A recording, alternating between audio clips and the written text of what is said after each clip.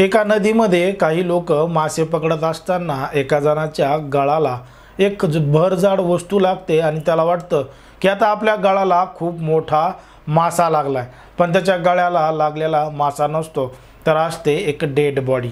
आता dead body गळाला लागल्यामुळं ते त्याला किनाऱ्यावर आणतात आणि पाहतात तर तो एक मृतदेह आहे आणि नेमकाच कोणीतरी त्या व्यक्तीचा खून करून नदीमध्ये फेकलाय असंच प्रत्यक्षदर्शी वाटत होतं। लगेचच त्या घटनास्थळी असणाऱ्या लोकांनी तात्काळ याची माहिती पोलीस स्टेशनमध्ये दिली आणि घटनास्थळी पोलीस सुद्धा आले। घटनास्थळी पोलीस आल्यानंतर पोलिसांनी तो मृतदेह ताब्यात घेतला, त्याचा संपूर्ण पंचनामा केला। तो जो व्यक्ती होता त्याची मात्र ओळख पटत नव्हती, तरी सुद्धा तो मृतदेह पोस्टमॉर्टमसाठी पाठवण्यात आला। त्याचे काही फोटोज वगैरे काढण्यात आले आणि त्याच्या माध्यमातून ओळख पटवली जात होती। आजूबाजूच्या पोलीस स्टेशनमध्ये इकडं तिकडं कुठं तक्रारी दिल्या आहेत का, काय दिल्या आहेत का, हे सुद्धा पोलीस तपासून पाहत होते। पण जेव्हा पोस्टमॉर्टमचा रिपोर्ट आला त्यामधून सिद्ध झालं की हा जो व्यक्ती आहे त्याचा गळा आवळून खून करण्यात आला, त्याला ठार करण्यात आलं आणि मग पाण्यामध्ये फेकण्यात आलं असा रिपोर्ट पोस्टमॉर्टममधून आला। नेमकं त्या व्यक्तीला का मारण्यात आलं होतं आणि कोणी मारलं होतं, हाच एक मोठा प्रश्न पोलिसांसमोर होता। नेमकं काय आहे संपूर्ण प्रकरण, कुठं घडली ही घटना, हे आपण अगदी सविस्तरपणे जाणून घेणार आहोत। पण जर तुम्ही अजूनही आपलं चॅनल सबस्क्राईब केलं नसेल तर लगेचच सबस्क्राईब करून घ्या आणि बाजूला असणाऱ्या बेल नोटिफिकेशनला सुद्धा ऑन करायला विसरू नका। आता ही जी संपूर्ण घटना आहे ती आहे उत्तराखंडमधील देहरादूनमधील एक दागपत्तर नावाचं पोलीस स्टेशन आहे आणि याच परिसरामध्ये जालिया पीर नावाचं गाव आहे आणि त्या ठिकाणी यमुना नदी वाहत असते आणि त्याच यमुना नदीमध्ये एका व्यक्तीचा मृतदेह पडलेला होता। काही लोक त्या ठिकाणी मासे पकडत असताना त्यांच्या गळाला तो मृतदेह लागला, त्यांनी पोलिसांना माहिती दिली, पोलीस घटनास्थळी आले, मृतदेह ताब्यात घेतला, पोस्टमॉर्टमसाठी पाठवला।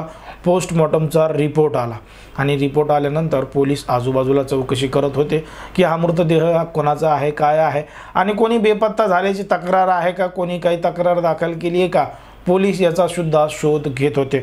मग पोलिसांच्या लक्षात आलं की एका व्यक्तीची बेपत्ता झाल्याची तक्रार एका व्यक्तीनं दिलेली आहे। त्या व्यक्तीचं नाव आहे नितीन आणि नितीन नावाच्या व्यक्तीनं त्याचा भाऊ बेपत्ता झाल्याची तक्रार दिली होती आणि त्याच्या भावाचं नाव होतं जुगनू।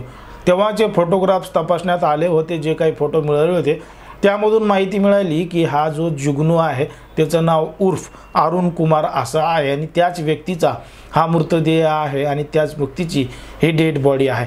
जेव्हा त्याच्या भावाला ही माहिती देण्यात आली, नितीनला घटनास्थळी बोलून घेण्यात आलं, तेव्हा त्या नितीनला विचारलं कोणावर काही संशय आहे का, कोणावर काही संशय, याची दुश्मनी, अशा काही गोष्टी आहेत का।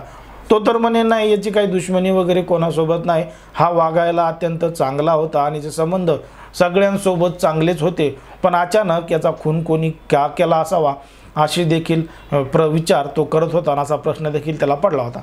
पण जेव्हा पोलिसांनी कसून चौकशीला सुरुवात केली होती, कारण की नितीननं पोलिसांवर एक दबाव टाकला होता आणि आजूबाजूच्या परिसरातील लोकांनी सुद्धा पोलिसांवर दबाव टाकला होता की खुलेआम लोकांना मारून असं यमुना नदीमध्ये फेकत असतील तर खरंच एक धक्कादायक गोष्ट होती। म्हणून पोलिसांना लवकरात लवकर या सगळ्या आरोपींचा शोध लावायचा होता।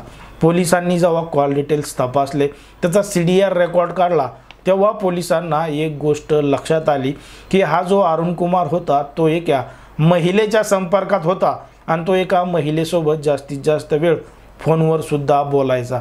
जेव्हा पोलिसांनी त्या महिलेचं नाव काढलं, तिचे डिटेल्स काढले, तेव्हा समजलं की ती जी महिला आहे त्या महिलेचं नाव आहे रमिता। रमिता नावाच्या महिलेसोबतच हा अरुण कुमार बोलायचा। आता जेव्हा पोलिसांनी त्या रमिताची चौकशी केली, रमिताला शोधण्याचा प्रयत्न केला, तेव्हा ती जी रमिता आहे ती मात्र हिमाचल प्रदेशला पळून जाण्याच्या तयारीत होती आणि तेवढ्यातच पोलिसांनी त्या रमिताला ताब्यात घेतलं होतं आणि ताब्यात घेतल्यानंतर तिची कसून चौकशी करण्यात आली, तेव्हा तिनं संपूर्ण प्रकार पोलिसांना सांगितला। तिनं पोलिसांना सांगितलं की एका लग्नादरम्यान तिची आणि अरुण कुमारची मीटिंग झाली होती, म्हणजे भेट झाली होती आणि यांची भेट तिथं झाली। मग यांनी एकमेकांसोबत ओळख केली आणि यांच्या ओळखीचं रूपांतर प्रेमामध्ये झालं आता प्रेमामध्ये रूपांतर झालं की मग यांनी एकमेकांचे मोबाईल नंबर सुद्धा शेअर केले आणि एकमेकांचे मोबाईल नंबर शेअर केल्यानंतर या दोघांचं प्रेम हळूहळू वाढत गेलं। आता ती जी रमिता आहे ती मात्र विवाहित होती आणि तिचं लग्न सुद्धा झालेलं होतं, पण तरी सुद्धा ती एका व्यक्तीच्या प्रेमात पडली होती आणि ज्या व्यक्तीच्या प्रेमात पडली होती तो एक आचारी होता, तो एक स्वयंपाकी होता आणि त्याच्या प्रेमातच ही महिला पडली होती। आता त्याच्या प्रेमात पडल्यानंतर हिचे अवैध संबंध त्याच्यासोबत सुरू झाले, त्याला ती भेटू लागली, बोलू लागली, वेगवेगळ्या ठिकाणी जाऊ लागली। मग हे सगळं करत असताना ती गोष्ट रमिताच्या नवऱ्याच्या लक्षात आली आणि त्याला रमितावर संशय येऊ लागला, रमिताला शक येऊ लागला। त्यानं जेव्हा आजूबाजूच्या लोकांना विचारून पाहिलं की ही नेमकी कुठं जाते, काय करते, कोणासोबत राहते, तेव्हा त्याला समजलं की ही जी महिला आहे ती जरा अरुण कुमार याच्या जास्त संपर्कात आहे आणि ती त्याच्यासोबत अनेक रात्र घालवत आहे। मग त्याचा जो राग आहे तो अनावर झाला आणि त्यांनी अरुण कुमारचा पत्ता शोधून काढला, अरुण कुमारला फोन केला, अरुण कुमारला फोन केला आणि सांगितलं की मला तुला एका ठिकाणी बोलायचं आहे, अशा अशा पद्धतीनं बोलायचं आहे।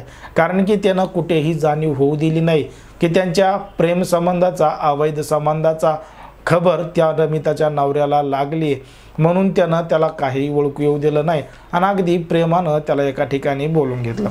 आता एका ठिकाणी बोलून घेतल्यानंतर दोघांनी अगोदर चांगल्या पद्धतीच्या गप्पा मारल्या, चांगल्या गप्पा मारल्यानंतर दोघांनी दारू एकसोबत पिली आणि दारू एवढी पिली की दोघांनाही समजा सूद राहणार नाही। पण जो रमिताचा नवरा होता त्यानं मात्र थोडीच पिली होती, त्याच्यासोबत असणाऱ्या व्यक्तीला अरुण कुमारला जास्तच पाजली होती। आता त्याला जास्त दारू पाजल्यानंतर तो नशेमध्ये टूल झाला आणि मग त्याचा तिथंच गळा आवळून खून केला, त्याला तिथंच ठार केलं। ठार केल्यानंतर त्याला तो यमुना नदीच्या कडेवर घेऊन गेला आणि यमुना नदीच्या कडेला नेल्यानंतर तिथं त्याला त्या नदीमध्ये यमुना नदीमध्ये फेकून दिलं आणि घटनास्थळाहून तो पसार झाला। आता घटनास्थळावरून पसार झाल्यानंतर जेव्हा तो घरी आला तेव्हा त्यानं रमिताला स्वतः सांगितलं की तू जे अवैध संबंध ठेवत होते, ज्या व्यक्तीच्या तू प्रेमात पडली होती, त्याच्या नादी लागत होती, त्याला मात्र आता मी ठार केलंय आणि त्याचा कायमचा काटा काढला।